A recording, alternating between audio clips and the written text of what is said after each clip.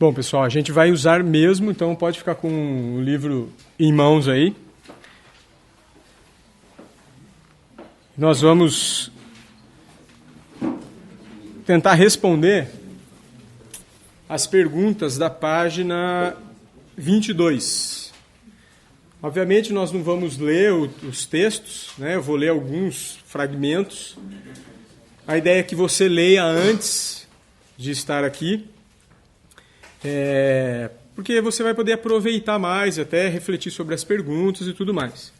Então nós vamos, na nossa conversa de hoje, trazer as respostas dessas 3 perguntas que o autor considera aqui importantes.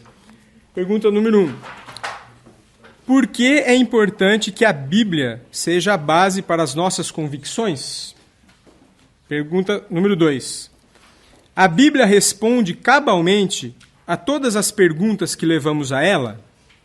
Por quê e por que não?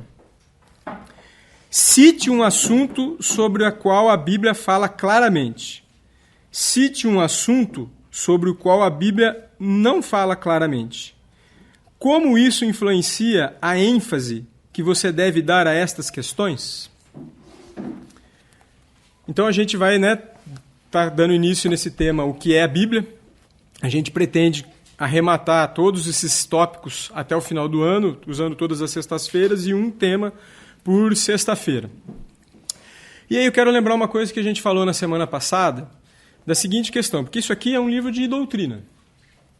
E eu quero reforçar aquilo que a gente falou, de que estudar doutrina não é algo frio e teórico, mas pelo contrário, é algo prático e caloroso. Pois entender quem Deus é, como Ele se revela, o que Ele diz sobre nós, ou seja, como nos criou, o que nos tornamos e podemos nos tornar através de Cristo, nele, que é a sua obra. São verdades que enchem e podem encher a nossa vida de alegria, que podem transformar as nossas opiniões e que nos ensinam um outro jeito de ver a vida, que um termo que vocês vão ouvir a gente falar várias vezes aqui é sobre cosmovisão. E, na verdade, a forma correta de ver o mundo, ou seja, ver o mundo com as lentes de Deus, ou ver o mundo com as lentes que Deus quer nos dar. Então, já lemos as perguntas, e se você abrir no comecinho do capítulo, no primeiro parágrafo aí, eu quero ler só esse primeiro parágrafo para vocês. Está na página 13.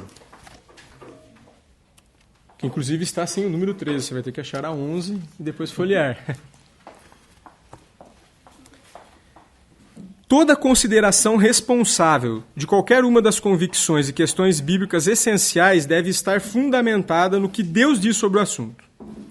Por isso, ao iniciarmos a nossa consideração de uma série de convicções cristãs, faz sentido começar com a base para essas convicções, as palavras de Deus ou a Bíblia. E no fim desse parágrafo aí, você vai ver que ele fala de 4 categorias gerais: autoridade, clareza, necessidade e suficiência. Então nós vamos discorrer sobre esses 4 aspectos, tá ok? Mas, em vez de a gente seguir literalmente o livro, na verdade eu gostaria que a gente usasse um personagem bíblico. E nós vamos ver 4 trechos sobre o apóstolo Pedro. Não estão só nas cartas de Pedro, mas nos 4 textos principais que nós vamos ler nessa noite, nós vamos estar vendo Pedro falando. E nós vamos poder, usando principalmente ele, aplicar todos esses 4 princípios e entender esses 4 princípios: autoridade, clareza, necessidade e suficiência das Escrituras. Abra sua Bíblia, então, por favor, em João, Evangelho segundo João, capítulo 6, verso 60. Eu vou ler os versos 60 a 61 e depois de 66 a 69.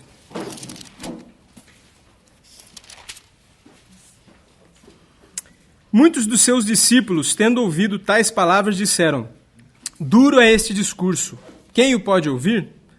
Mas Jesus, sabendo por si mesmo que eles murmuravam a respeito de suas palavras, interpelou-os: isto vos escandaliza? Verso 66, desse mesmo capítulo. À vista disso, muitos dos seus discípulos o abandonaram e já não andavam com ele. Então perguntou Jesus aos 12: porventura, quereis também vós retirar-vos? E agora eu quero que você preste muita atenção. Respondeu-lhe Simão Pedro: Senhor, para quem iremos? Tu tens as palavras da vida eterna, e nós temos crido e conhecido que tu és o Santo de Deus. Gostaria que você prestasse bastante atenção, então, nesse verso que diz, que é o 68, para quem iremos nós? Tu tens as palavras da vida eterna. Agora abra sua Bíblia em Mateus 16. Mateus 16, de 13 a 18. Mateus 16, de 13 a 18.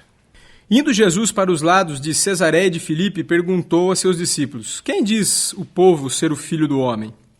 E eles responderam: Uns dizem João Batista, outros Elias, outros Jeremias ou alguns dos profetas. Mas vós, continuou ele, quem dizeis que eu sou? Respondendo, Simão Pedro disse: Tu és o Cristo, o Filho do Deus vivo. Então Jesus lhe afirmou: Bem-aventurado és, Simão Barjonas, porque não foi carne e sangue que te revelou, mas meu Pai que está nos céus. Também eu te digo que tu és Pedro, e sobre esta pedra edificarei a minha igreja, e as portas do inferno não prevalecerão contra ela. É proposital que eu citei esse texto polêmico de que Pedro, tu és pedra, e sobre esta pedra edificarei a minha igreja, que nós vamos usar isso dentro das nossas discussões de hoje. Abra ainda 1 Pedro, mais no fim agora, lá da sua Bíblia. Como eu prometi, só vamos falar inicialmente, eu tomando como base as falas do apóstolo Pedro, que andou com Jesus, estava no grupo principal, vamos dizer assim, porque Jesus tinha 12, mas tinha 3 mais próximos, dentre eles o apóstolo Pedro. 1 Pedro 2, de 4 a 8. Chegando-vos para ele a pedra que vive, rejeitada sim pelos homens, mas para com Deus, eleita e preciosa. Também vós, como pedras que vivem, sois edificados casa espiritual, para serdes sacerdócio santo, a fim de oferecerdes sacrifícios espirituais agradáveis a Deus por intermédio de Jesus Cristo. Por isso está na Escritura, preste atenção nisso, Escritura, ele usa o termo e o conceito Escritura. Eis que põe em Sião uma pedra angular, eleita e preciosa. Quem nela crer não será de modo algum envergonhado. Para vós outros, portanto, os que credes, é a preciosidade, mas para os descrentes, a pedra que os construtores rejeitaram, essa veio a ser a pedra principal, pedra angular, e pedra de tropeço e rocha de ofensa. São esses os que tropeçam na palavra, sendo desobedientes para o que também foram postos. E corra algumas páginas à frente, 2 Pedro 1, 20 e 21. Sabendo primeiramente isto, que nenhuma profecia da Escritura provém de particular elucidação, porque nunca, jamais, qualquer profecia foi dada por vontade humana. Entretanto, homens, entre colchetes santos, falaram da parte de Deus, movidos pelo Espírito Santo. E mais uma vez no verso 20 aparece o conceito, a palavra que traz consigo um conceito, Escritura. Todas as palavras da Bíblia são palavras de Deus. Por isso, não acreditar nas palavras da Bíblia é não acreditar em Deus. E desobedecer às Escrituras é desobedecer a Deus. No Velho Testamento, a palavra de Deus se manifesta da seguinte forma: assim diz o Senhor. Isso aparece em Êxodo 4, 22, que a gente não vai ler, Josué 24, 2, 1 Samuel 10, 18, Isaías 10, 24, e assim vai. O Novo Testamento também se intitula Palavra de Deus, e também se intitula Escritura. Se Deus afirma que as palavras das Escrituras são suas, não há autoridade superior à qual alguém possa recorrer para provar essa afirmação, a não ser as próprias Escrituras. Mas uma coisa que eu vou tentar estar fazendo aqui, eu acho que essa discussão para nós pode ser útil de duas formas. Uma, se alguém tem dúvidas sobre as Escrituras serem a palavra de Deus, nós queremos ajudar a instruir você sobre isso. Mas também ajudar a quem já sabe disso a ter ferramentas para poder convencer quem está em dúvida sobre isso. né? E uma coisa que acontece muito quando a gente começa a conversar do Evangelho é que as pessoas questionam por que a Bíblia é a palavra de Deus. Elas questionam por que é a Bíblia, por que esse livro é o que é o livro sagrado. Porque existem vários livros sagrados. Os muçulmanos têm um livro sagrado, os hindus têm um livro sagrado, os espíritas criaram um livro que não é também um livro sagrado, mas é um livro que eles seguem, que está acima da Bíblia. E essas religiões ficam dizendo que elas têm a revelação de Deus. E nós também dizemos isso como cristãos. Nós vamos ver nessa noite vários argumentos e várias diferenças. Mas o que eu colocaria como central nessa diferenciação é a pessoa de Cristo. Qual de todas essas religiões o próprio Deus diz ter se encarnado? Qual dessas religiões o próprio Deus vem ao encontro do homem? Qual dessas religiões diz que a salvação e o plano vem do próprio Deus e não do homem? Só o cristianismo faz isso. E aí a gente se encontra de novo numa situação muito importante, que é a seguinte, que é um ponto que a gente pode também ajudar as pessoas que estão em dúvida, que é a pessoa de Cristo. Existe uma incoerência no discurso da nossa sociedade, ou no discurso das pessoas que dizem que eu não acredito na Bíblia, mas eu acredito em Jesus. Mas nós vamos ver nessa noite que Jesus acreditava na Bíblia. Então como você pode acreditar em Jesus e não acreditar na Bíblia, se Jesus acreditava na Bíblia? Nós vamos ler vários textos aqui que diz isso. Jesus chama as palavras de Deus, a Bíblia, de Escritura, como é o termo que Pedro coloca aqui também. Outra coisa que é extremamente incoerente. As pessoas dizem que Jesus é um mestre, que ele foi um sábio. Só que Jesus disse que ele é Deus. Então, como pode isso? Como ele pode ser sábio se ele diz inverdades sobre si mesmo? Como Jesus pode ser uma pessoa sensata ou uma pessoa iluminada se ele disse que ele era Deus?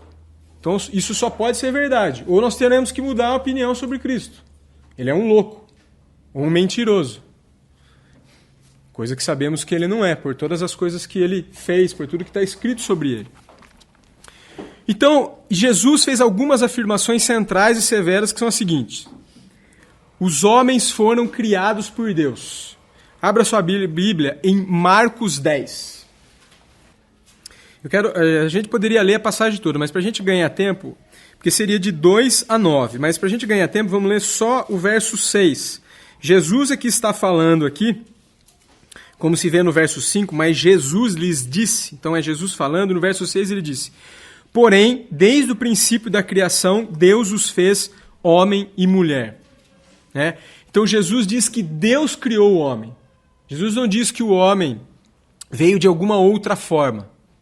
É por isso que a gente não pode abrir mão, nesse sentido nós temos que estar com os criacionistas, de que o homem foi criado por Deus. Ele não é fruto de coincidências moleculares que levaram aí à evolução. Tá? Não, o homem foi criado por Deus. Jesus disse também que os homens estão em pecado.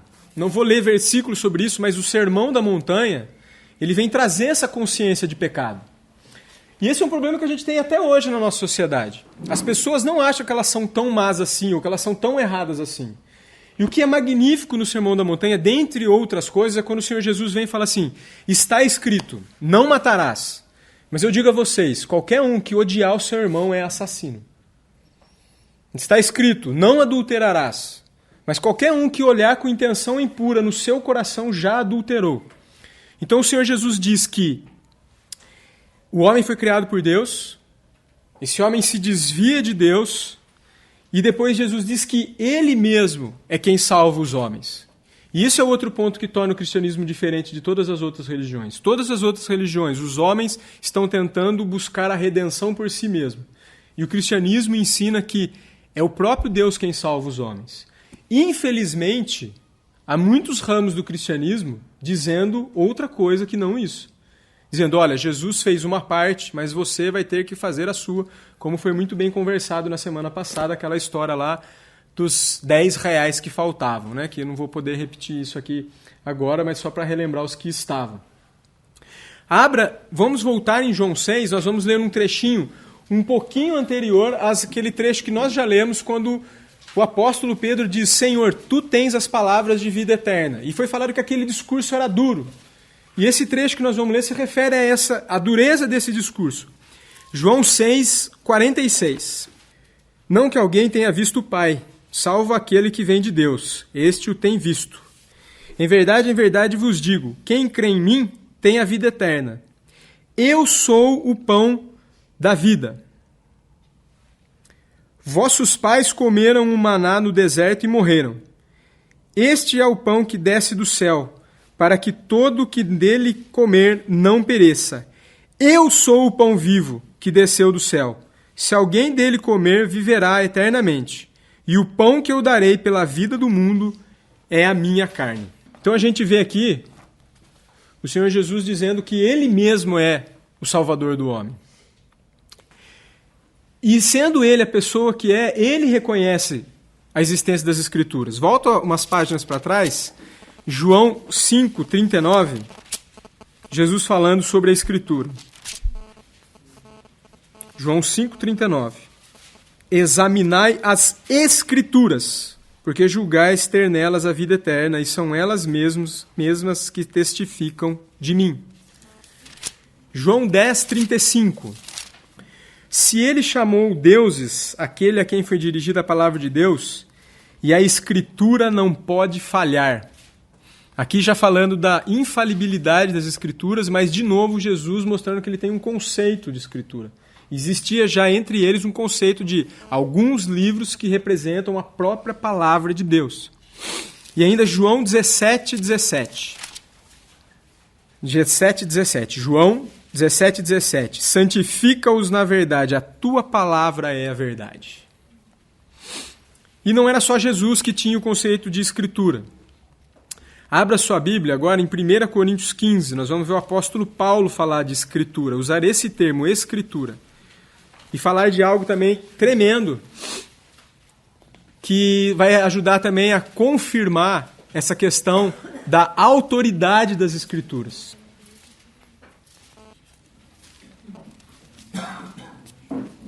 João, 1 Coríntios 15, versos 3 e 4. Na verdade, nós vamos ler até o verso 7. 1 Coríntios 15, de 3 a 7. Antes de tudo, vos entreguei o que também recebi, que Cristo morreu pelos nossos pecados, segundo as Escrituras, que foi sepultado e ressuscitou ao terceiro dia, segundo as Escrituras, e apareceu a Cefas e depois aos 12. Cefas é Pedro, tá? Depois foi visto por mais de 500 irmãos de uma só vez, dos quais a maioria sobrevive até agora, porém alguns já dormem. Então aqui a gente vê não só o conceito de Escritura, mas o conceito de credibilidade. O apóstolo Paulo está dizendo aqui que Jesus foi visto ressurreto por mais de 500 pessoas e que tinha pessoas vivas naquele dia, quando foi escrito isso. E uma coisa que eu acho interessante também, para tentar estar desfazendo incoerências, uma vez falando do Evangelho para uma pessoa, ela colocou o seguinte para mim: mas se o Evangelho é verdade, por que tem um monte de gente que não crê? Ora, por que algo que é verdadeiro precisa ser acreditado por todos? E por que o fato de pessoas não acreditarem em algo, isso torna aquilo inverídico, não verdadeiro? Vamos usar dois exemplos bem simples para a gente comparar isso. Você sabia que tem gente, até hoje, que não acredita que o homem pisou na Lua? Que falam que foi uma montagem dos americanos para ganhar dos russos, nananana. Tem. Isso faz com que não seja verdade que o homem pisou na Lua? Ou vou usar um exemplo da minha área, a área médica. Tem muitas pessoas que nem sequer sabem que existe bactéria. Aliás, quem aqui já viu uma bactéria? Eu vi. O Anderson viu, o Daniel viu.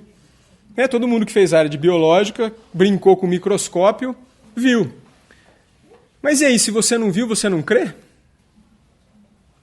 Ou outra coisa, os índios não sabem das bactérias, e eles deixam de morrer de infecção bacteriana porque eles não acreditam? Eles deixam de se contaminar porque eles não acreditam? Então, por que Então, esse argumento também é um argumento totalmente incoerente. O fato de a maioria das pessoas não crerem em algo torna aquilo inverídico. Não há uma relação lógica dentro disso. Só uma parte, muito rápido. A questão hoje não é sobre a matéria objetivamente considerada ou a vida objetivamente considerada. Mas a grande questão hoje é a verdade sobre o aspecto moral.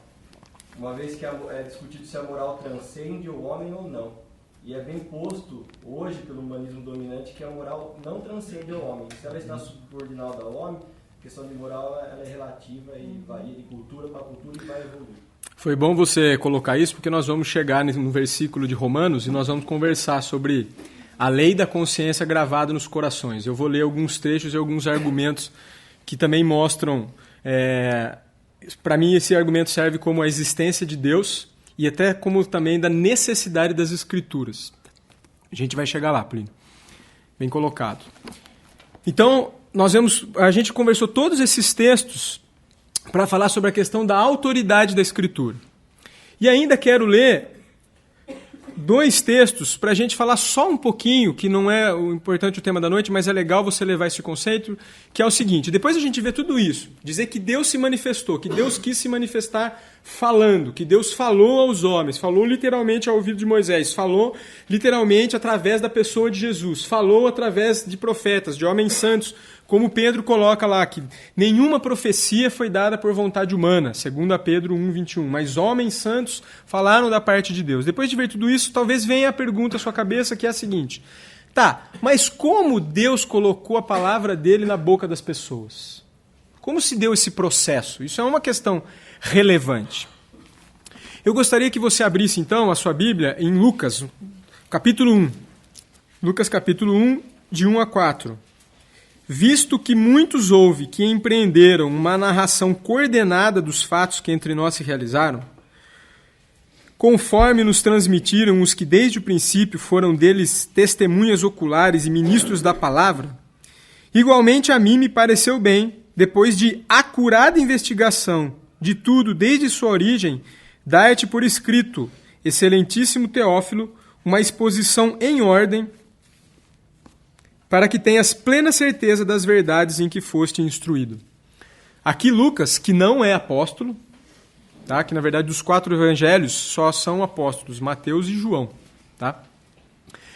Ele fala que fez uma investigação acurada, detalhada, ou seja, racional, organizada, e aqui a gente infere que ele tinha plena convicção dessa verdade, porque ele fala, para que você tenha convicção do que se passou.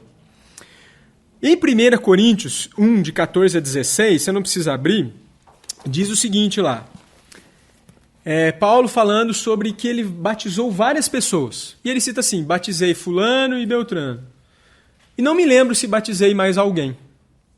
Ou seja, o escritor, o profeta, o homem de Deus que foi usado para escrever, ele não estava numa espécie de transe. Né? Ou seja, Deus o possuiu e ele começou a grafar, ele começou a escrever. Né?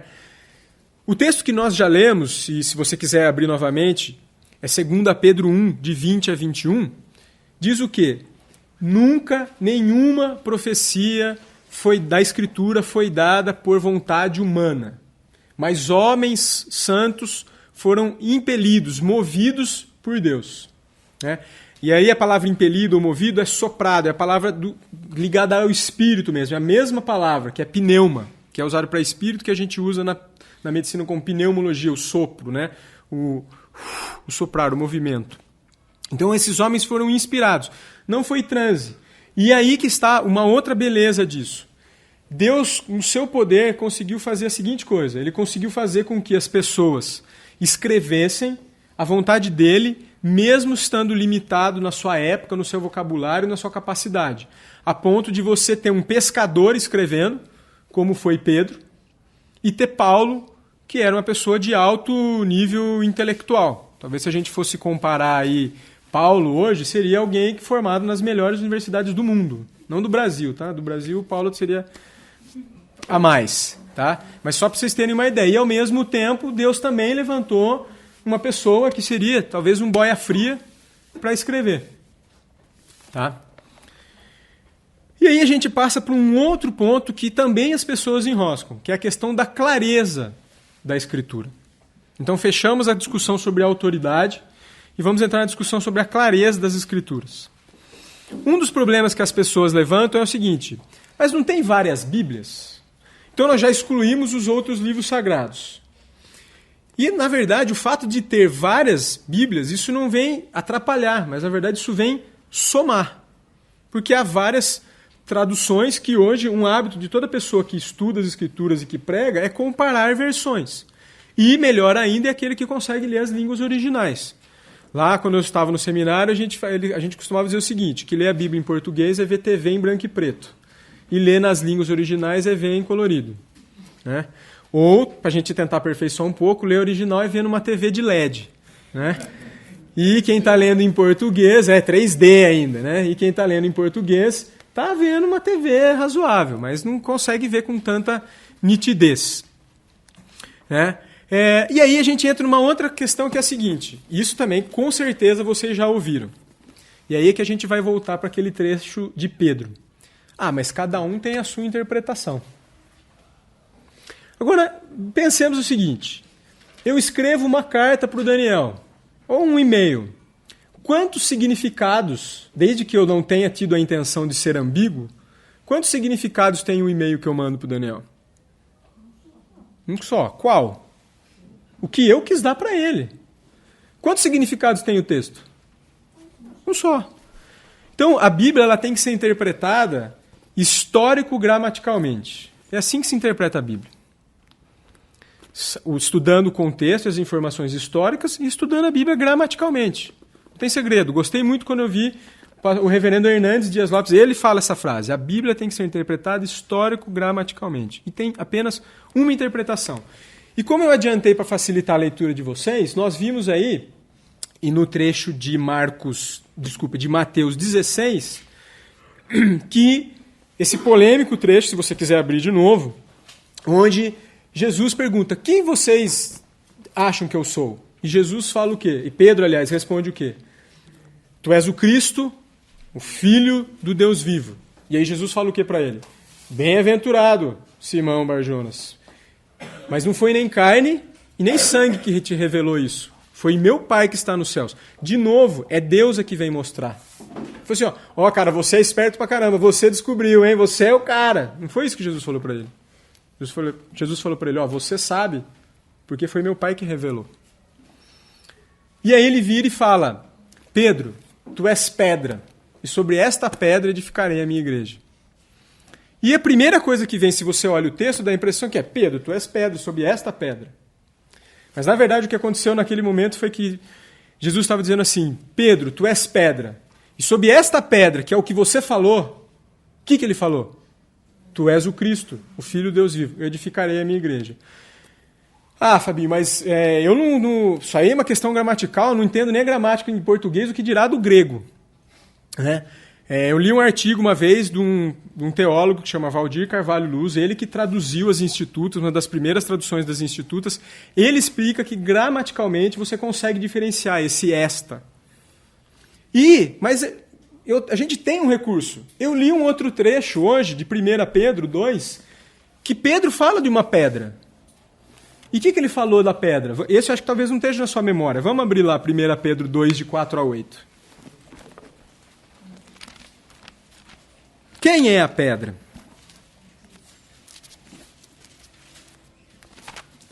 1 Pedro 2, novamente, né? Chegando-vos para ele, a pedra que vive, rejeitada pelos homens, mas para com Deus eleita e preciosa. Também vós, como pedras que vivem, sois edificados casa espiritual para seres sacerdócio santo. E aí ele vem, no verso 7, fala... Para vós outros, portanto, os que credes é a preciosidade, mas para os descrentes, a pedra que os construtores rejeitaram, essa veio ser a pedra, a principal pedra, angular. Né? E aqui, obviamente, Pedro não está se referindo a si mesmo, ele está se referindo a Cristo. Então aí a gente levanta um outro valor para a questão da clareza das Escrituras, primeiro, a interpretação é histórico-gramatical. Segundo, é a Bíblia que interpreta a Bíblia. E você viu que apenas a gente achando um outro texto, ora, se Pedro fosse a pedra, ele falaria que ele é a pedra. Né?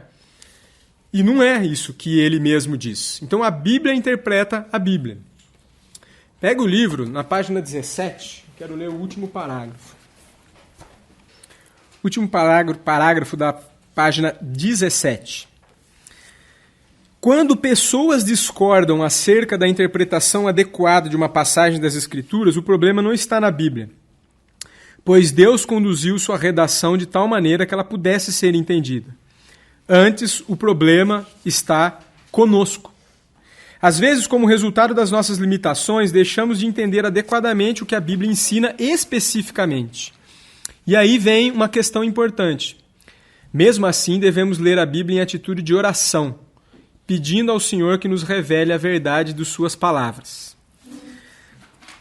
E aí eu quero fazer uma colocação que cabe aqui sobre o seguinte. O papel do Espírito é mais fazer você interpretar as Escrituras ou é mais fazer você viver as Escrituras? Resposta certa, B. Tá? Por quê? Porque uma pessoa que saiba história e gramática e grego, ela é capaz de entender o que o texto fala. Mas isso pode não significar nada para ela. Nada. É claro que o Espírito pode nos iluminar, é claro que o Espírito pode trazer um verso bíblico na hora certa.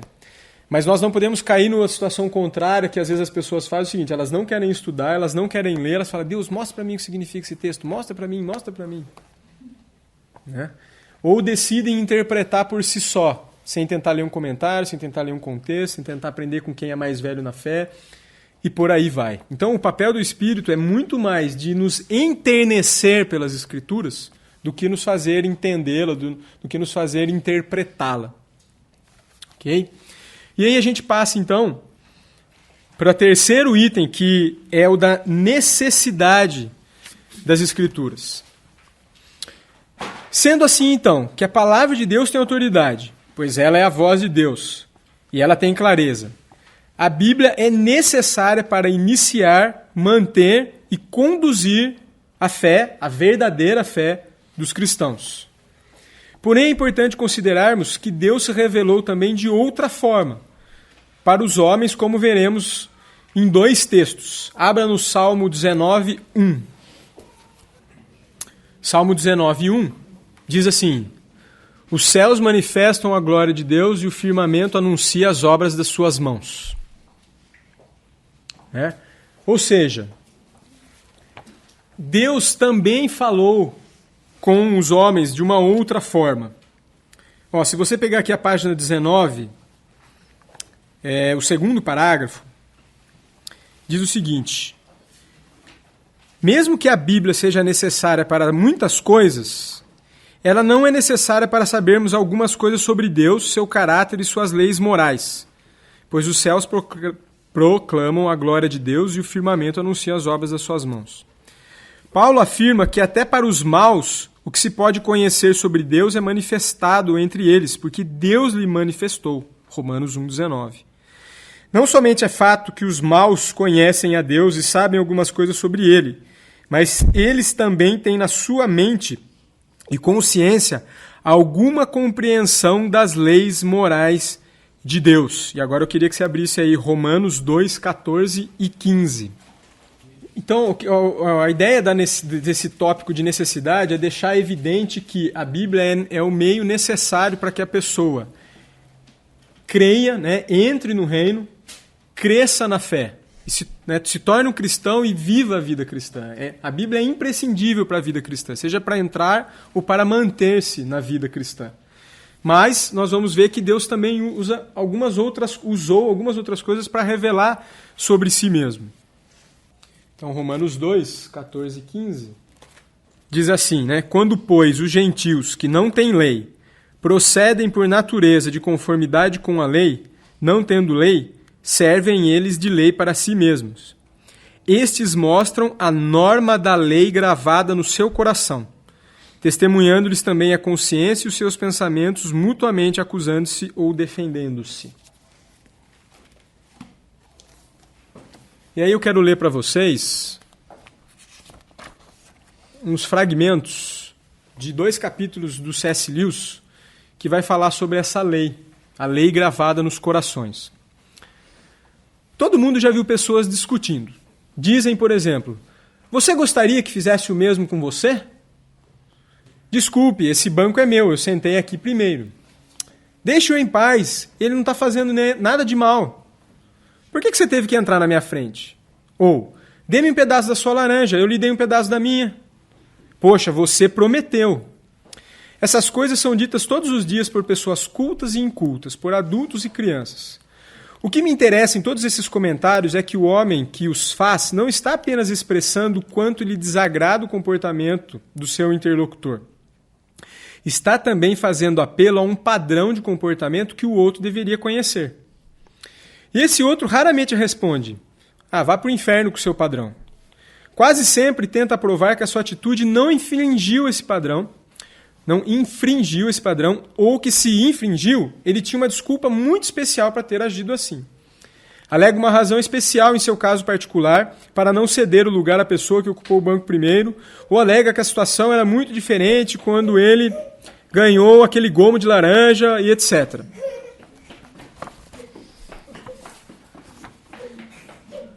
Pronto, achou. Está claro que os envolvidos na discussão conhecem uma lei, uma regra de conduta leal, de comportamento digno ou moral, ou como quer que o queiramos chamar, com a qual efetivamente concordam. E eles conhecem essa lei. A intenção da discussão é mostrar que o outro está errado. Sei que certas pessoas afirmam que a ideia de lei natural ou lei da dignidade de comportamento, conhecida de todos os homens, não tem fundamento. Porque as diversas civilizações e os povos da Terra, de diversas épocas, tiveram doutrinas morais muito diferentes. Mas isso não é verdade. É certo que existem diferenças entre as doutrinas morais dos diversos povos, mas elas nunca chegaram a constituir algo que se assemelhasse a uma diferença total. Os povos discordam a respeito de quem são as pessoas com quem você deve ser altruísta, sua família, seus compatriotas ou todo o gênero humano, mas sempre concordaram em que você não deve colocar a si mesmo em primeiro lugar. O egoísmo nunca foi admirado. Os homens divergiram quanto ao número de esposas que podiam ter, se 1 ou 4, mas sempre concordaram em que você não pode simplesmente ter qualquer mulher que tiver vontade.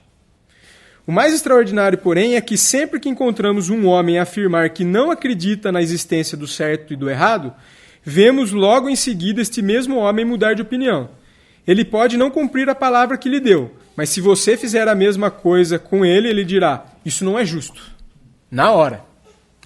Então o que o C.S. Lewis está fazendo aqui? Ele está tentando mostrar esse trecho das Escrituras que diz que há sim uma norma da lei gravada nos corações. É claro que existem diferenças de épocas e de costumes. O vestuário varia, como ele falou.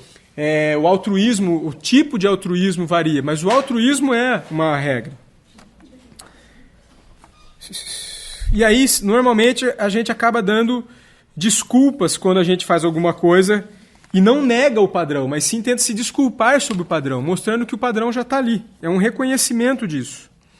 Só estou tentando chamar a atenção para um fato, o de que, neste ano, neste mês, ou provavelmente hoje mesmo, todos nós deixamos de praticar a conduta que gostaríamos que os outros tivessem em relação a nós.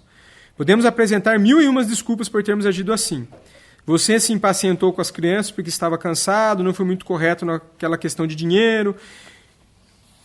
Questão essa que já quase fugiu da memória.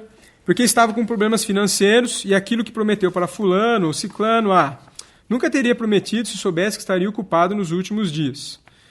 E assim vão as desculpas. Uma outra objeção que as pessoas colocam também é se isso não é um instinto. Assim como um instinto de fome, um instinto de luta. Será que ele não se desenvolveu com todos esses outros instintos? Não vou negar que possuímos instintos, mas não é a ele que me refiro quando falo da lei moral. Todos nós sabemos o que é ser movido pelo instinto. Pelo amor materno, o instinto sexual, o instinto de alimentação. Sentimos o forte desejo ou impulso de agir de uma determinada maneira. E é claro que, às vezes, sentimos o desejo intenso de ajudar outra pessoa. Isso se deve, sem dúvida, a um instinto gregário. No entanto, sentir o desejo intenso de ajudar é bem diferente de sentir a obrigação imperiosa de ajudar. Quer o queiramos, quer não. Suponhamos que você ouça o grito de socorro de um homem em perigo. Provavelmente você sentirá dois desejos. O de prestar socorro, que deve ser o seu instinto gregário, e o de fugir do perigo, que deve ser o seu instinto de autopreservação. Mas você encontrará dentro de si, além desses dois impulsos, um terceiro elemento, que lhe mandará seguir o impulso de ajuda e suprimir o impulso de fuga. Esse elemento que põe na balança os dois instintos e decide qual deles deve ser seguido, não pode ser os próprios instintos. Né?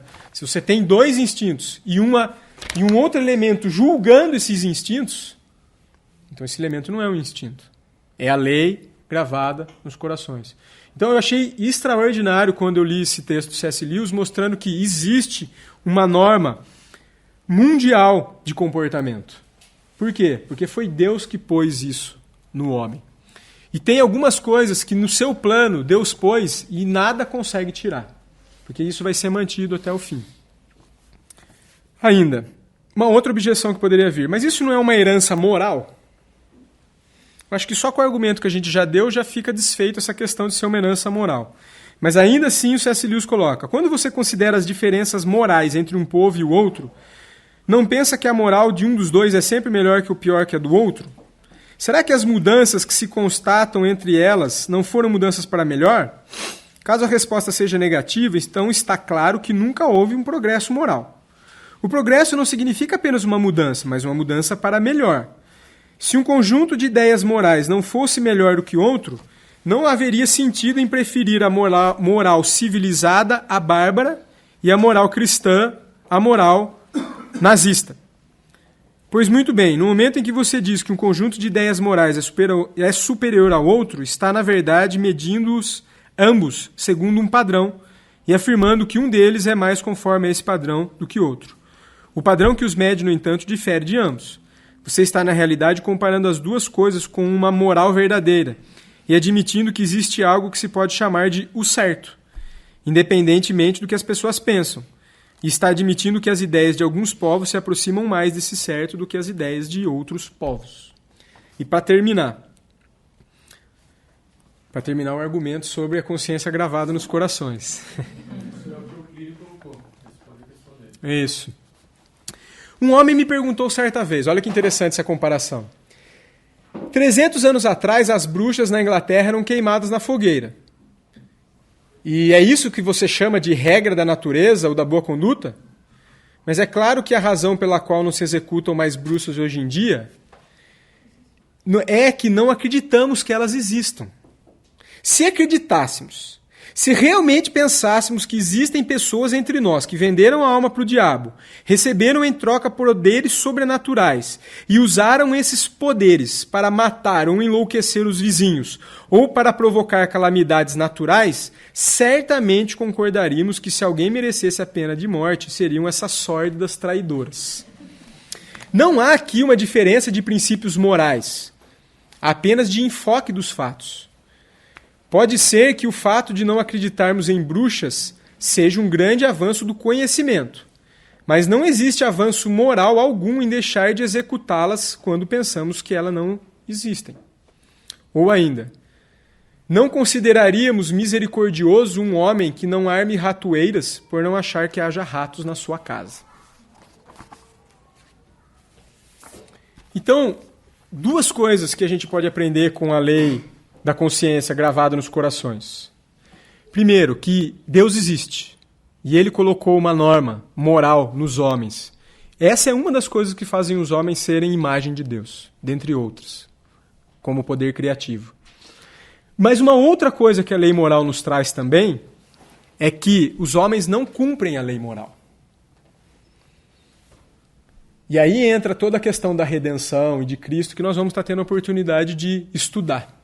Então, a lei moral é um grande argumento para o nosso próprio quebrantamento, mas de evangelização para as pessoas, para mostrar que elas precisam de redenção. E por isso que, e por outro lado, a lei moral não é suficiente para convencer o homem de tudo que Deus quer convencê-lo. Por isso que existem as Escrituras. E, finalmente, as Escrituras são suficientes.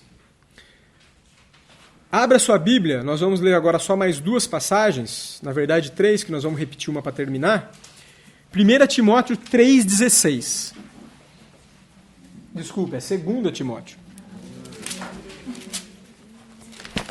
2 Timóteo 3,16 diz: Toda a Escritura é inspirada por Deus e útil para o ensino, para a repreensão, para a correção, para a educação na justiça, a fim de que o homem de Deus seja perfeito e perfeitamente habilitado para toda boa obra. Hoje a Bíblia contém todas as palavras de Deus de que uma pessoa precisa para se tornar cristã, viver como cristã e crescer como cristã. Na Bíblia, Deus nos deu instruções que nos capacitam para toda boa obra que Ele quer que façamos. É isso que significa dizer que a Bíblia é suficiente. Eu acabei de ler o primeiro parágrafo da página 20. Ok? Porém, gente, há uma coisinha para a gente terminar. Há questões e situações para as quais Deus não forneceu a direção ou regras precisas que às vezes desejamos. Abra sua Bíblia em Deuteronômio 29, 29. A Bíblia não dá instruções sobre qual é a dose permitida de cafeína que você deve consumir. A Bíblia não dá instruções sobre qual o horário correto para se fazer o culto, apesar de dizer qual é o dia correto para fazer o culto, mas não o horário. A Bíblia não diz qual deve ser o tempo de duração de uma reunião cristã, de um culto. Mas ela diz o que deve acontecer no culto. Isso ela diz. E Deuteronômio 29, 29 diz o quê? Agora eu quero falar de cabeça, mas fico com medo de dar uma erradinha, então vamos abrir. Vai. Deuteronômio 29, 29 diz assim: As coisas encobertas pertencem ao Senhor, nosso Deus. Porém, as reveladas nos pertencem, a nós e os nossos filhos para sempre. Para quê? Para que cumpramos todas as palavras dessa lei. Ou seja, há coisas que Deus quis que ficassem encobertas. Mas tudo que a gente precisa foi revelado. E foi revelado para quê? Para que a gente cumpra isso, para que a gente viva isso. E não só para isso, não só para o nosso deleite. É verdade que Deus quer que a gente cumpra as Escrituras para nos alegrarmos. Tanto é que a gente vem conversando sobre isso também, que glorificar a Deus e ser alegre são coisas que caminham juntas. Glorificar a Deus e gozá-lo para sempre. É a primeira pergunta do catecismo. Mas, mais do que isso, Deus revela as Escrituras para nos tornar perfeitamente habilitado para toda boa obra. Ou seja, Deus tem um plano para o nosso comportamento. Deus tem um plano para a nossa vida. Inclusive um plano de que nós mesmos também sejamos portadores da sua imagem, da sua glória, e o representemos como cristãos. E, finalmente, voltemos então para o texto, que foi o primeiro texto lido, de João 6, 68. A gente poderia falar de outras coisas. Uma dica que eu vou dando, só enquanto você abre o texto aí, por exemplo, se você tiver a curiosidade de colocar lá no Google, manuscritos do Mar Morto, você vai ter lá 209 mil referências sobre um marco que foi na história, porque foi onde foram encontrados inúmeros pergaminhos, papiros, com os trechos das Escrituras. A gente não entrou aqui nessa noite sobre a discussão da fidelidade textual, mas existem evidências de sobra sobre isso. Uma outra coisa que eu não falei também, mas a própria coerência que existe dentro das Escrituras, a própria autoridade das Escrituras mostra que ela é a palavra de Deus. O poder que sai, que emana dela, por causa do poder do Espírito que atua junto com ela. São outras evidências da autoridade das Escrituras. E foi um marco porque, assim, isso foi aproximadamente em 1947 que foram encontrados os manuscritos. Isso foi uma revolução na arqueologia bíblica, onde os liberais e os humanistas e os modernistas, como o Plínio citou, estavam tentando desacreditar as Escrituras. E o Senhor, mais uma vez, com muita misericórdia, deixou guardado inúmeros rolos ali E esses rolos, quando foram examinados, viram que os textos batiam completamente com as escrituras que nós temos nas nossas mãos, confirmando que nós temos a palavra de Deus nas nossas mãos. Portanto, respondendo às perguntas do começo da noite, antes da gente ler o verso de João, por que é importante que a Bíblia seja a base para as nossas convicções? Porque as nossas convicções devem se basear no que Deus falou, pois Ele mesmo é quem criou todas as coisas. Ele é o portador da verdade. Como a Bíblia é a palavra de Deus, não podemos ter outra coisa como base para as nossas decisões. A Bíblia responde cabalmente todas as perguntas que levamos a ela? Por quê? Por que não? Não, ela não responde todas as perguntas que nós levamos a ela. Como nós lemos aqui em Deuteronômio 29, que o Senhor tem várias coisas encobertas, porque Ele quis fazer assim.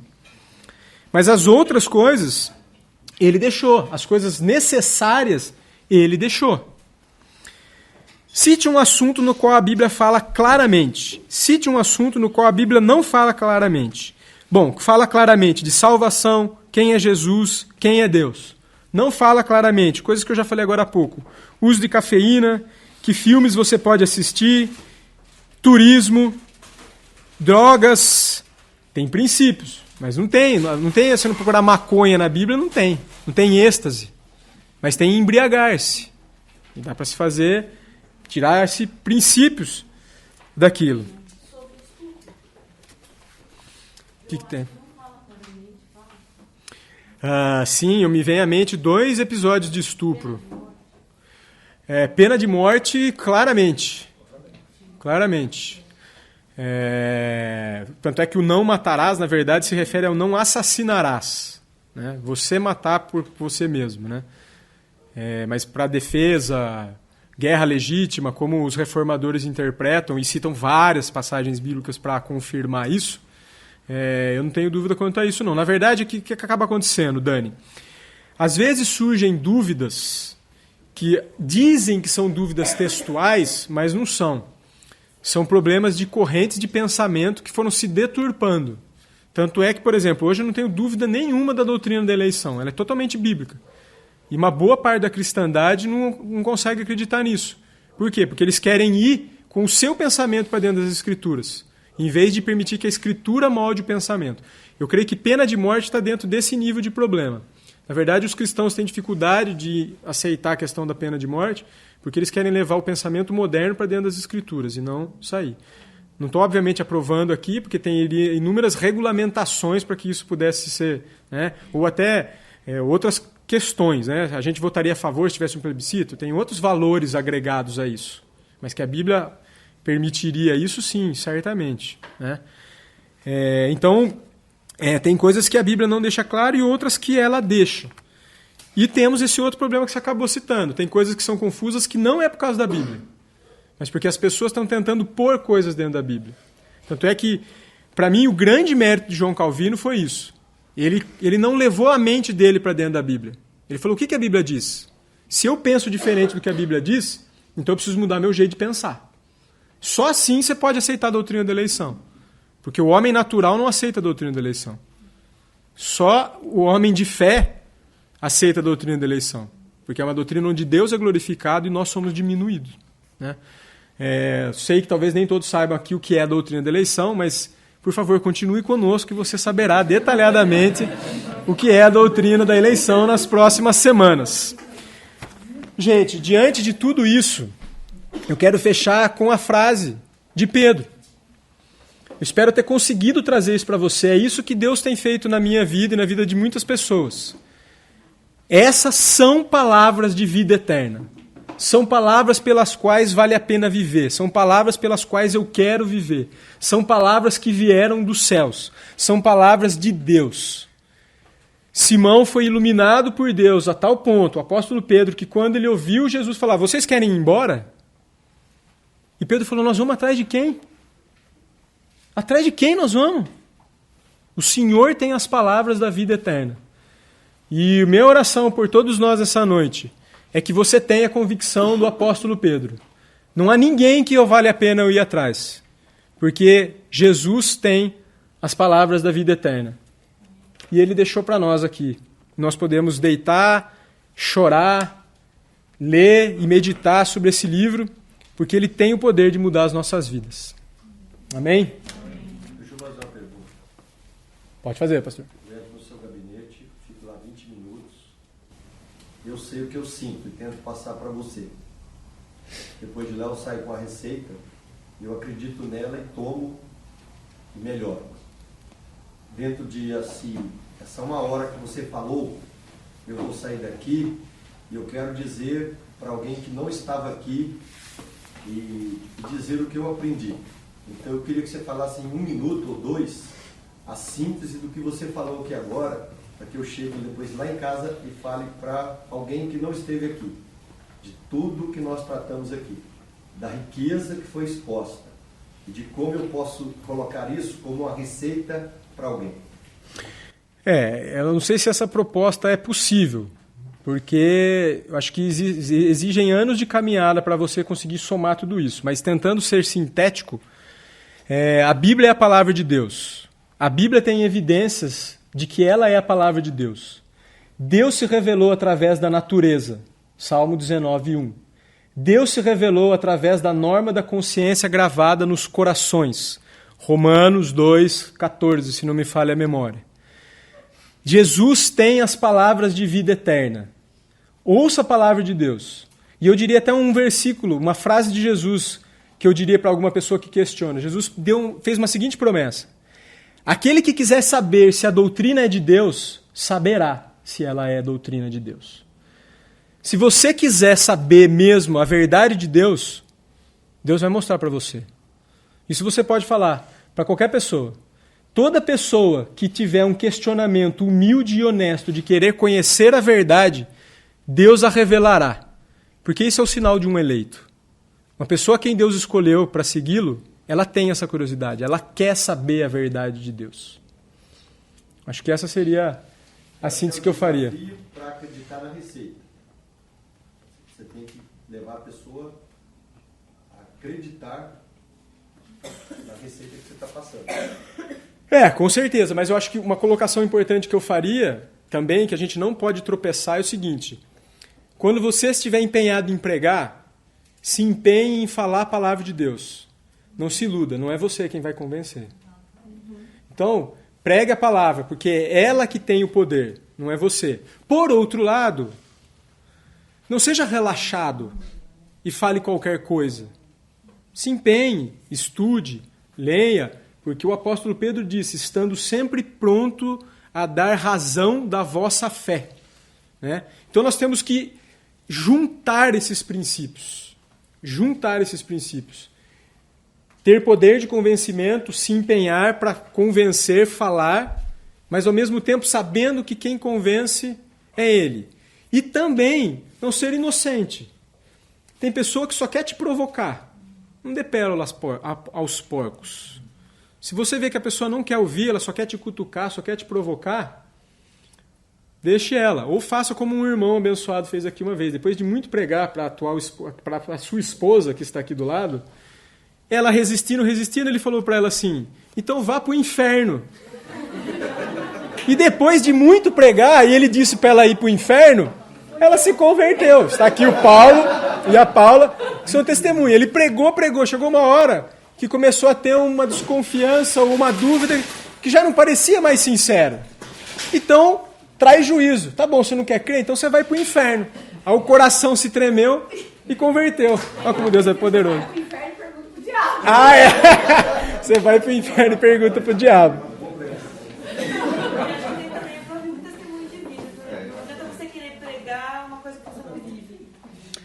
Acho que é legal essa colocação da Paula também, né? Você indicar um remédio que você não toma? Ou você é um médico que todo mundo fala que você é um picareta. Aí chega lá fazer receita e fala assim, Ou você atendeu um dermatologista careca, ou um pneumologista fumante.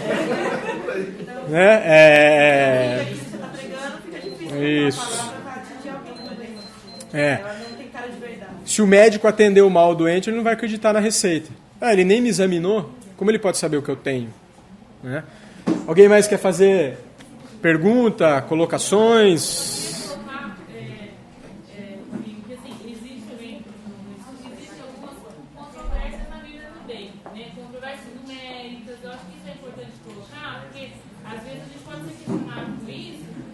fala, opa, não, é de verdade, tá tudo certinho na Bíblia. Não, bem colocado, Patrícia. Realmente existe a palavra de Deus no seu cerne, ela é verdade, né? É inerrante, infalível, mas vale a pena colocar que existem algumas controvérsias também, né? Numéricas, peixinhos. Não, bem, Peixinhos, 5 peixinhos, outro falando. bem lembrado. Só para esclarecer também, que a gente também não crê que se de repente aparecer alguma controvérsia, pô, mas aí tá errado. Então, só para Quando nós lemos lá em João 10,35, a Escritura não pode falhar, não falha no sentido de que Deus vela sobre a Escritura e que não há erro nos textos originais. Existe uma chance, sim, de ter algum erro numérico, um pequeno artigo, um erro de impressão. Quando eu estava no seminário, em 1994, a Bíblia de Scofield tinha um erro de impressão. E o professor tinha memorizado qual era o verso. E ele fazia questão de, em todas as turmas, para dar uma sacudida nessa falsa piedade, ele falava, abre sua Bíblia aí no capítulo tal, do livro tal, no verso tal. Risca essa palavra não aí que está no versículo, porque não tem. E daí os alunos, E aí pega a Bíblia na outra versão, e pegava o versículo e não tinha a palavra não. E poxa, não, a palavra que muda muito o sentido do texto. Foi um erro de impressão, um erro de gráfica, naquela edição. Né? Então não há erro nos escritos originais. Né? Mas então como é que você pode confiar 100%? Porque eu monto conhecimentos baseado em inúmeros textos, não em um texto. Né? Tanto é que o reverendo Eber, na semana passada, falou isso. Se a Bíblia fala pouco de um assunto, cuidado para não valorizar esse assunto. Porque se a Bíblia fala pouco, é porque esse assunto é pouco importante. Se a Bíblia fala muito desse determinado assunto, esse assunto é muito importante. E eu construo as verdades e os princípios nesse emaranhado de textos, nesse conjunto de textos. Se tiver 9 coisas que falam uma coisa e um que fala uma coisa diferente, você não vai dar mais importância a um do que aos 9, porque é uma falha de interpretação terrível. Exatamente. Então, você tem que alcançar o propósito O que eu acho legal, Plínio, disso que você colocou, é que assim, existe uma tendência, talvez até nós por sermos latinos, de querer tratar a Bíblia apenas afetuosamente. Ela tem que ser só passional. Né? E não. Nós precisamos seguir regras de hermenêutica, né? Ciência de interpretação, consultar originais, onde tem software. Gente, eu sei um pouco de grego, mas o software me faz saber grego, porque eu descubro as palavras a hora que eu quero, eu comparo, eu vejo como essa palavra citou em um monte de lugar, isso está acessível não só para mim, está acessível a vocês. Hoje está muito fácil estudar teologia. Basta querer, você não precisa virar um teólogo, mas a gente pode sim estudar teologia para saber mais dessa fé. Alguém mais? Então tá joia. Semana que vem, na casa do Ricardo. Na outra semana, Ever Júnior, depois o Daniel e na outra o Davi, Carlos Gomes que vem. Ok. Vamos orar mais uma vez? Bondoso Deus, obrigado. Porque o Senhor quis se revelar através da natureza, através da imagem do Senhor mesmo que o Senhor colocou em nós. E obrigado que isso tenha ficado claro para nós. Obrigado pela Tua palavra. E te agradeço por estarmos juntos aqui como irmãos. E suplico que realmente, Pai, o Senhor nos dê a mesma clareza que Pedro teve. Tu tens as palavras da vida eterna. Em Jesus é que eu oro.